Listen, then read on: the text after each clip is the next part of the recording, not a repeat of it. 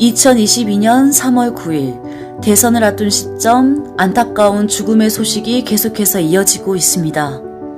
이재명 후보와 연관된 사람이 벌써 3명째 자살했습니다. 이재명 후보의 변호사비 대납 의혹을 최초로 제기한 제보자 이 씨가 숨진 채 발견되었는데요. 이 씨는 11일 밤 8시 40분쯤 양천구 한 모텔에서 발견되었습니다. 이 씨는 20년 가까이 민주당 당원으로 활동했으며 친문단체인 깨어있는 시민연대당, 일명 깨시연의 대납 의혹을 제보했는데요. 이 의혹은 이 후보 부부의 변론을 맡은 이태영 변호사가 변호사비 일부를 S사라는 한 기업으로부터 전환사채 약 20원 어치를 받았다는 것입니다. 이 씨는 이 증거 자료로 녹취록을 제공하기도 했죠. 깨시연과 이 씨는 이 후보에게 허위사실 유포로 고발을 당한 상태인데요. 그런데 의혹의 핵심 인물인 이 씨가 돌연 숨진 채 발견된 것이었죠. 사망 사실이 알려진 이후 이 씨의 과거 SNS가 주목을 받았습니다. 지난달 올린 게시글에는 절대로 자살할 생각이 없습니다 라고 쓰여 있습니다. 글을 올린 지 한 달여 만에 자살을 하지 않겠다는 마음이 변한 걸까요? 이 씨의 죽음이 알려지자 이 후보에 관련된 인물들의 죽음이 다시금 수면 위로 떠올랐습니다. 지난달 유한기, 김문기 씨의 사망과 함께 이 씨의 사망 원인을 조속히 밝혀야 한다는 목소리가 나오고 있습니다. 유한기, 김문기 씨 모두 대장동의 키맨으로 수사의 중요한 인물로 알려졌지만 연이어 사망했기 때문이죠. 이재명 후보는 김문기 씨의 사망 소식이 알려졌을 때 나는 모르는 사람이다 라고 입장을 전했었는데요. 그런데 모르는 사람이라고 하기엔 이 후보와의 접점이 많은 것으로 확인되어 여러 가지 의혹을 만들어냈었죠. 김문기 씨의 유족은 윗선에 대한 조사 없이 실무자에게 책임을 다 뒤집어 씌웠다. 몸통은 놔두고 꼬리 자르기를 한 것이라고 밝힌 바가 있습니다. 이에 홍준표 의원은 자신의 페이스북에 또 죽어나갔습니다. 자살인지 자살 위장 타살인지 모를 이재명 후보 관련 사건의 주요 증인이 또 죽어나갔습니다. 우연치고는 참 기이한 우연의 연속이다 라고 했습니다. 유준석 당대표 역시 자신의 페이스북에 왜 이렇게 안타까운 일이 자꾸 일어나는지 모르겠습니다. 이재명 후보가 이분에 대해서는 어떤 말씀을 하실지 기대도 안 한다. 지켜보고 분노하자라고 했습니다. 우연이라고 하기엔 납득하기 어려운 일들이 계속해서 연이어 일어나고 있습니다. 조속한 특검으로 의혹에 둘러싸인 진실이 밝혀지길 바랍니다. 여러분들은 어떻게 생각하시나요? 이재명 후보와 관련된 이 3인들, 과연 자살일까요? 타살일까요?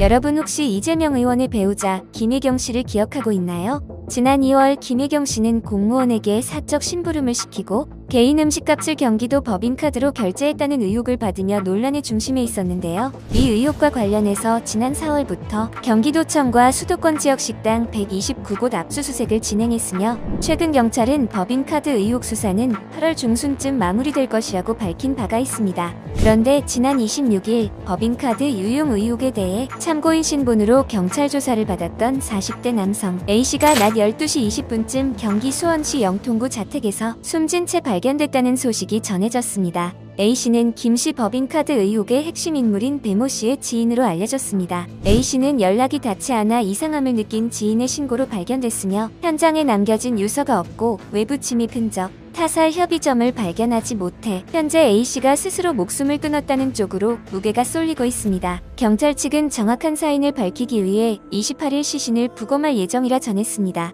이 사건은 현재 각종 언론사들을 뜨겁게 달구고 있는데요. 이번 A씨의 사망이 더욱 주목을 받는 이유는 바로 A씨가 이재명 의원과 관련된 사건으로 사망한 4번째 사람이기 때문입니다. 앞서 이 의원 관련 사건으로 사망한 사람이 무려 3명이나 있었는데요. 지난해 말에는 대장동 개발사업 특혜 및 로비 의혹에 대해 수사를 받던 2명이 연이어 극단적 선택을 했습니다. 유한기 전 성남도시개발공사 개발사업 본부장은 화천대유의 유리한 수익 배분 구조를 설계하는 데 연루돼 대해 검찰 수사를 받던 중 극단적 선택을 했으며 김문기 전 성남도시개발공사 개발사업 1처장은 대장동 민간사업자를 선정하는 평가에 심사위원으로 참여해 화천대유의 점수를 몰아줬다는 의혹을 받던 중 극단적 선택을 했습니다. 그리고 지난 1월엔 이 후보의 변호사비 대납 의혹의 제보자 이모 씨가 모텔에서 숨진 채 발견됐습니다. 이 씨는 지난해 11월 수원지검으로부터 참고인 신분으로 조사를 받았으며 이 씨의 부검을 실시한 후 이 씨의 사인을 병사로 보고 사건을 종결했습니다. A 씨 역시 최근 한 차례 경기 남부경찰청에서 참고인 조사를 받은 적이 있고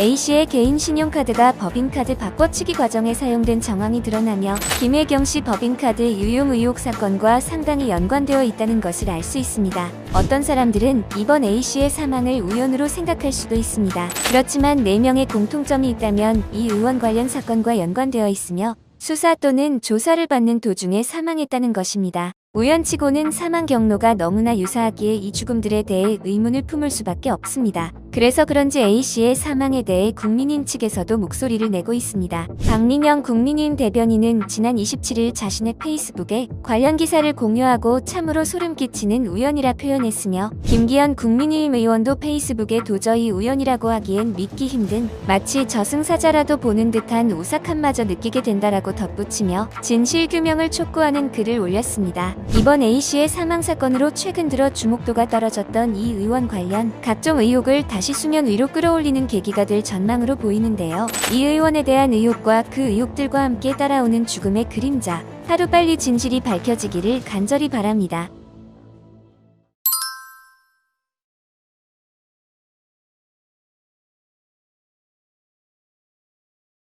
와우. 왜 이러는 걸까요?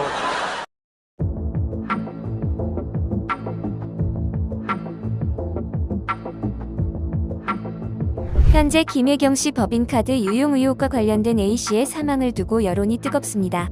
A씨의 사망을 두고 많은 목소리들이 나오고 있지만 이재명 의원은 이 사건에 대해 침묵을 지켜왔는데요. A씨의 사망한 사실이 알려진 지 사흘 뒤인 30일 오전 이재명 의원이 처음으로 이 사건에 대해 직접 입을 열었습니다. 그런데 이 의원의 대답은 많은 이들을 당황하게 만들었습니다. 더불어민주당 전당대회 당대표 선거에 출마한 이 의원은 이날 강릉에서 당원 및 지지자들과 토크 콘서트를 가졌는데요. 이 자리에서 이 의원은 A씨의 사망과 관련해서 이재명과 무슨 상관이 있는가 참 어처구니 없다고 말하며 A씨가 사망한 것과 본인은 아무 관련이 없다고 부정하였습니다. 아무 관계도 없는 사람이 검찰, 경찰의 강압 수사를 견디지 못해가지고 언론과 검찰이 나를 죽이려 한다 이러면서 돌아가신 분들이 있는데 그게 이재명과 무슨 상관이 있습니까?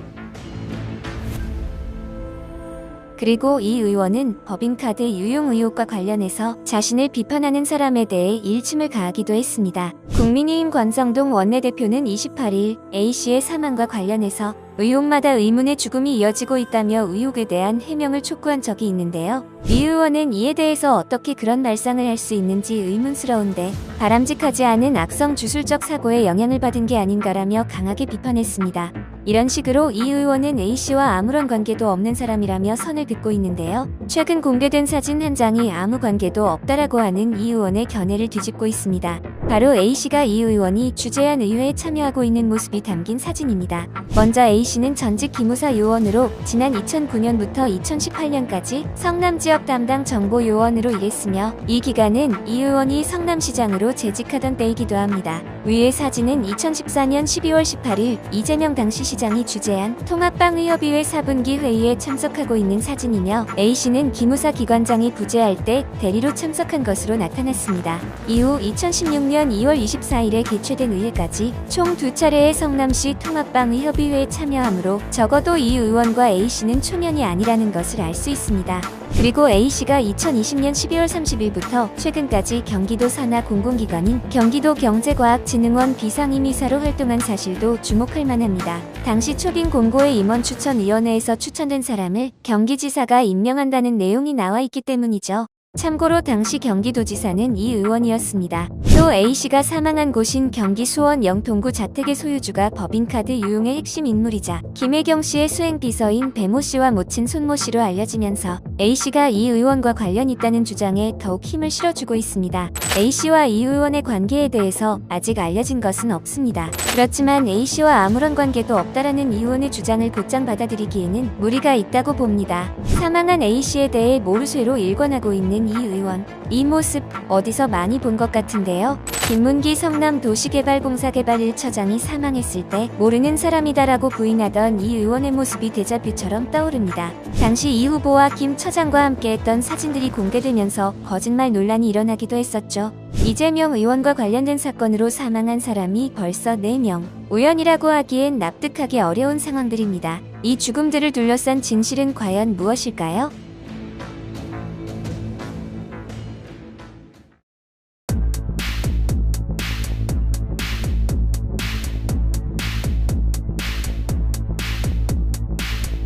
지난 1일 더불어민주당 당권 주자인 이재명 의원이 초선 의원으로서 국회 상임위원회 첫 등판을 했습니다. 국방위원회에 배정된 이 의원은 국방위 전체 회의에 참석했습니다. 그렇지만 첫날부터 국방부 장관과 설전을 벌이며 살벌한 대기전을 치렀는데요. 특히 이 의원은 이종섭 국방부 장관을 상대로 주한미군 전시작전 통제권 전환 문제에 대해서 날카롭게 질문을 쏟아냈습니다.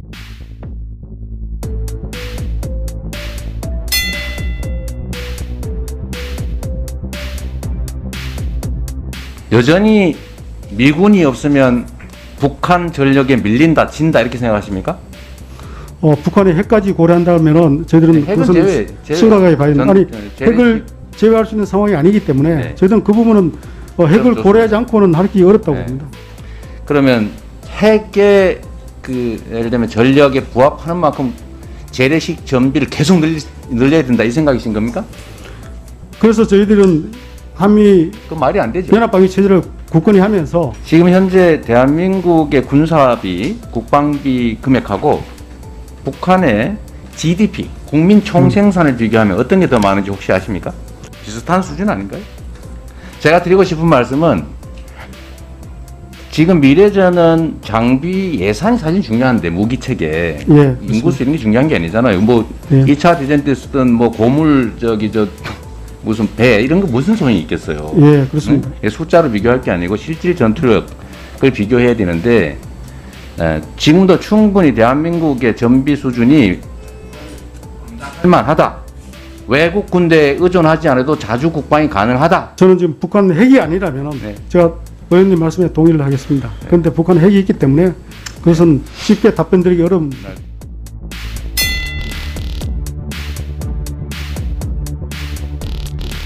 전 세계에서 독립국가인데 군사주권을 다른 나라에 위탁하거나 공유하고 있는 나라가 어디 있습니까? 우리나라 빼고. 근데 군사 주권을 다른 나라에 위탁하고 있는 상황은 아니라는 점을 제가 설명을 한번 드리겠습니다. 전시작전권은 원래는 환수 또는 반환이라는 표현을 쓰다가 어느 순간에 전환이라고 바뀌었어요. 그 전작권 전환이라는 용어는 저희 국방부에서는 2006년도에 양국 정상이 합의했을 당시부터 지금까지 변함없이 그 표현을 사용하고 있습니다. 원래 전시작전권은 환수받아야 독립국가의 본질에 부합하지 않습니까? 저희 국방부에서는 전환이라는 용어를 처음부터 끝까지 지금까지 변함없이 사용하고 있습니다. 국방부에서 환수나 반환이라는 용어를 사용하지 않습니다. 그 다음 군사 주권 문제는 이게 지휘권과 작전 통제권은 엄연한 차이가 있습니다. 완전히 미군이 갖고 있다가 우리가 완전히 갖고 오면은 환수라는 표현이 맞을 수 있습니다. 그런데 지금은 연합사 체제에서 연합사령관이 미군 대장이 행사하던 거를 알겠습니다. 한국군 대장이 갖고 오는 것이기 때문에 같은 체제입니다. 하여튼 반환이 아니라 전환이라고 하는 것은 완전한 군사주권 회복은 아닌 거죠. 그 점은 동의하시죠? 이게 독립국가들이 어디 그렇게 하고 있습니까? 군사 주권과 작전 통제권은 다릅니다. 잠시 이 의원과 이 장관의 질의응답 내용을 살펴보았는데요. 이 의원이 주장하는 내용을 한마디로 한다면 미군 의존 없이 자주 국방이 가능하다라고 볼 수 있습니다. 그리고 직접적으로 말을 한 것은 아니지만 이날 이 의원의 질의들은 지난 발언들을 생각한다면 미군 철수를 염두하고 있다는 것으로 해석할 수 있습니다. 여러분은 어떻게 생각하시나요? 미군이 과연 대한민국의 자주권을 침해하고 남북 간의 평화를 파괴하는 존재일까요? 그래서 미군이 당장 철수를 하는 것이 맞는 걸까요? 국제정치학 전문가이신 이춘근 박사님의 연설을 보시고 미군이 철수하는 것이 옳은 것인지 판단해 보셨으면 좋겠습니다. 주한미군이 얼마나 중요한지 우리가 보통 때 잘 모릅니다. 우리가 공기가 얼마나 중요한지 잘 몰라요. 그래서 공기가 소중한지를 모르는데 주한미군이 오늘 없어진다면 어떤 일이 날까? 제가 말이죠, 숙명여자대학에서 미국의 외교정책이라는 과목을 한 학기 가리킨 그 학기가 있었습니다. 오늘 미군이 다 철수하면은 내일 한국에 어떤 일이 일어날까? 전부 다 종이 꺼내서 퀴즈 답안지를 쓰라고 그랬는데 학생들이 정확하게 대답을 했는데 1. 북한은 당장 쳐들어올 것이다 라는 말을 썼습니다. 김정일이가 지금 자기네들은 기름도 없고 식량도 없다. 우리는 기름도 식량도 없다. 그렇지만은 저 남한 것들은 겁쟁이들이기 때문에 총 한 방 쏘면 다 도망간다. 그렇기 때문에 우리들은 남한의 기름과 식량으로 전쟁을 할 수 있고 우리가 충분히 이길 수 있다. 그런데 그러기 위해서는 미군이 없어야 됩니다. 미군이 없으면 그걸 할 수 있다는 얘기예요. 두 번째, 중국이 우리나라를 나라 취급을 안 할 것이다. 요 몇 년 전에 중국 사람들이 말이죠, 여기다 사드 갖다 놓을 때 중국 아주 높은 외무장관급이 이렇게 얘기했습니다. 너네 미군만 나가면 두고 보자. 너네 미군만 나가면 두고 보겠어. 그러니까 미군 때문에 중국이 한국을 건드리지 못합니다. 이렇게 중요한데 그 미군을 지금 북한이 나가라고 그러죠. 북한이 원하는 모든 것은 미군 때문에 안 되고 있기 때문에 그렇습니다. 근데 그 사람들이 역사를 이제 다 왜곡해가지고 미군이 모든 악의 근원이라고 얘기하는데 일단 그 말씀 드리겠습니다. 1945년 8월 6일 날 히로시마에 핵폭탄이 터졌습니다.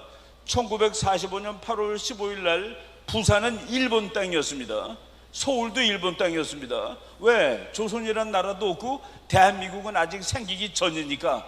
그래서 일본이 8월 6일 날 핵폭탄 맞고 8월 9일 날 또 맞고 그리고 8월 15일 날 항복을 합니다. 근데 항복을 했을 때 저쪽 미군은 한국에서 제일 가까이 와 있던 미군이 오키나와에 있었습니다.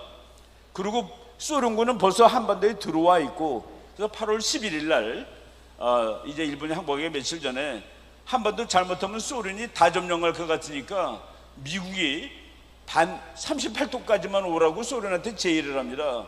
뭐라고 제의를 하면은 이 남한과 북한에, 그때는 남한도 북한도 아니에요, 일본 제국의 조선이라는 땅에 일본군이 34만 명이 있는데 그놈들을 가서 무장을 해제시키고 항복을 받아야 되는데 38도선 북쪽에 있는 것들은 소련군이 항복을 받고 그 남쪽은 우리가 받겠다라고 했는데 그걸 소련이 받아들였습니다.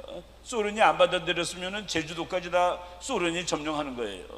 또 미국은 그래서 9월 8일 날 일본이 항복하고서 거의 한 3주 된 다음에 인천으로 들어왔습니다.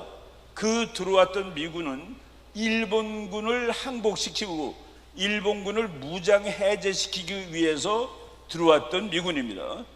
이 대한민국을 점령하러 왔다 대한민국 그때 있지도 않았어요. 그리고 그 미군은 인천으로 들어왔답니다. 지금 있는 미군은 부산으로 들어온 미군입니다. 언제 왔느냐? 이제 1945년 9월 8일 날 들어왔던 미군은 일본군의 항복을 다 접수를 하고 그리고 대한민국이 건설되는 과정에서 이렇게 도와줬습니다. 그래서 3년 만에 1948년 8월 15일 대한민국이 생겼고, 그리고 미국은 이제 내가 할 일 다 해서 손 털고 이제 나가려고 준비를 하는 겁니다. 그때 이승만 박사가 나가면 안 된다고 그랬음에도 불구하고 1949년 6월 30일 싹 다 나갑니다. 그래서 1949년 6월 30일 날 다 갔는데 전쟁 나는 데까지 며칠 걸렸습니까? 딱 1년 걸렸습니다. 1950년 6월 25일 날 전쟁이 나니까 그때 미국이 이거 막아야 되겠다고 그러고 온 겁니다. 그때 트루만 대통령이 막아야 되려고 여기 군대를 파견한 그분의 아이디어는 뭐냐면은, 야, 스탈린 저놈이 나를 실험하고 있는 것 같아. 스탈린한테도 한국이 별로 중요하지 않을 텐데 거기를 건드려 보는 거야. 근데 내가 여기서 바보같이 굴면은, 가만히 있으면은 그놈은 독일을 가서 건드릴 거야. 미국 놈들 겁쟁이라고. 독일을 건드리면은 미국이 가서 안 싸울 수가 없어. 그러면 3차 대전이 또 터져. 그래서 작을 때, 전쟁이 작을 때 막아야 돼 라고 생각하고 여길 구하러 온 겁니다. 거기에 대해서 진짜 트루만의 마음을 변경시킨 것은 그 미국의 빌리 그레함 목사입니다. 빌리 그레함 목사가 전쟁 나는 날 트루만 대통령은 정치적으로 이 작은 전쟁에 가서 제대로 대응해야 3차 대전이 안 나라고 오는데, 이제 빌리 그레함 목사님은 우리 국가가 위험에 빠진 이 순간에 수백만 미국 기독교도들은 대통령께 하느님께서 지혜를 주시라고 기도드리고 있습니다. 강력하게 주장하는 바입니다. 공산주의자들한테 맞짱을 뜨십시오. 한반도에는 세계 어느 곳보다 인구비례로 더 많은 기독인들이 살고 있습니다. 그들이 공산주의 앞에 무너지도록 방치할 수는 없는 일입니다 라는 전보를 칩니다. 그 전보를 받고 이거 가야 돼 확실하게 결정을 하고 7월 1일 날 부산을 통해서 미군이 들어오는 겁니다. 그래서 두 번째 온 미군, 나갔다 온 이 미군은 북한의 침략을 막기 위해서 온 미군입니다. 걔가 와서 전쟁이 난 것이 아니라 북한의 침략을 막기 위해서 온 미군이 결국 여기를 대한민국 인천 상륙작전 이런 것들을 다 통해서 대한민국을 죽음에서 건져냈습니다. 그런데 이제 휴전을 했죠. 저것들이 휴전하자고 졸라대가지고. 휴전이니까 전쟁이 아직 안 끝났습니다. 그래서 아직까지 안 가고 있는 겁니다. 그래서 지금 와 있는 미군은 이미 갔는데 북한이 전쟁을 일으킴으로써 그것을 격퇴하기 위해서 온 미군인데 전쟁이 완전히 끝나지 않아서 안 가고 있는 것이다. 대한민국은 말이죠, 그런 주한미군이라는 것을 잘 사용할 수 있어야 됩니다. 미국이 말이죠, 여기 와가지고 몇십 년 지나다 보니까 북한도 저거 나라도 아니에요. 소련이 무너졌습니다. 근데 북한하고 소련이 무너졌는데 내가 왜 동두천에 있냐? 내가 왜 동두천에 있냐? 동두천이나 의정부는 북한하고 소련 침략을 막는데 딱 좋은 곳입니다. 근데 보니까 중국이 커졌단 말이죠. 그래서 중국을 막아야 되는데 한반도는 중국을 막는데 꽤 괜찮습니다. 그런데 중국을 막기에는 동두천보다는 평택이 더 좋아요. 근데 평택으로 가고 싶은데 그 말을 차마 못해. 왜? 북한을 막아줘야 되니까, 미군이 또 와서. 근데 이 바보 같은 노무현이 가래네. 노무현이 가라고 그런 겁니다. 아니, 여기를 막아주고 있는 미군을, 서울과 우리 학자들이 그랬습니다. 미군은 필히 평택으로 가려고 그럴 거다. 미군은 필히 서울에서 나가려고 그럴 거다. 왜? 걔네들은 점령하러 온 군대가 아니거든요. 우리는 그때 절대로 가만 안 된다고 주장을 해야 된다. 만약에 가게 되면은, 그러면 거기 있는 탱크 이런 거 다 놓고 가. 그래야 되는데 우리가 먼저 가라고 그러니까 미국이 깜짝 놀라가지고 와, 이것들이 가라고 그러네. 근데 미국 사람들 재밌어요. 미국 사람들 장사꾼이고 도사입니다. 전략에 가려면은 차비가 필요한데, 그랬더니 노무현이 그 차비 다 대줄게. 차비 다 대줘서 간 겁니다. 평택에. 이런 바보가 어디 있습니까? 지금 미군은 평택에 가 있는데 동두천에 미군은 아직 있습니다. 저는 이제 공부하면서 한반도가 긴장스러울 때 분위기가 어떠나 보려고 일요일 날 동두천에 있는 햄버거집 맥도날드를 이렇게 가서 쓱 봅니다. 일요일 날 거기 미국 사람들이 많이 있으면은 한반도가 위험하다는 소리예요. 그러니까 미국이 그렇게 반응을 해주는 겁니다. 한국이 위험하면은 미군들이 와서 동두천에 있습니다. 저것들 못 건드리게. 그래서 일요일 날 그 친구들이 빵 먹으러 나오는 거예요. 이런 식으로 관찰하고, 마지막으로 한마디 좀 재미있는 얘기인데, 저쪽 강원도에 가면 말이죠, 세계에 3개밖에 없는 훈련장이 있습니다. 미국에 하나 있고, 이스라엘에 하나 있고, 한국에 하나 있어요. 거기는 상주하는 부대가 있는데, 물론 한국군이에요. 걔네들은 북한군 옷을 입고 총도 북한 걸 가지고 있고 군사 교리도 북한 겁니다. 그래서 그놈들이 거기서 매일 연습하는 부대가 하나 있는데, 우리나라 모든 부대들이 와서 걔네들이랑 전쟁을 해보는 겁니다. 그러니까 거기는 북한을 흉내내는 부대인데, 그 부대한테 이기는 부대가 없습니다. 대한민국에 해병대가 가도 지고, 공수부대가 가도 지고, UDT가 가도 지고, 일본의 자위대도 와서 지고, 미군이 와서 그냥 그대로 박살을 내버렸답니다. 거기 그 훈련장 사령관 하는 분이, 미군은 그냥도 셀 뿐만 아니라 실제적으로도 셉니다.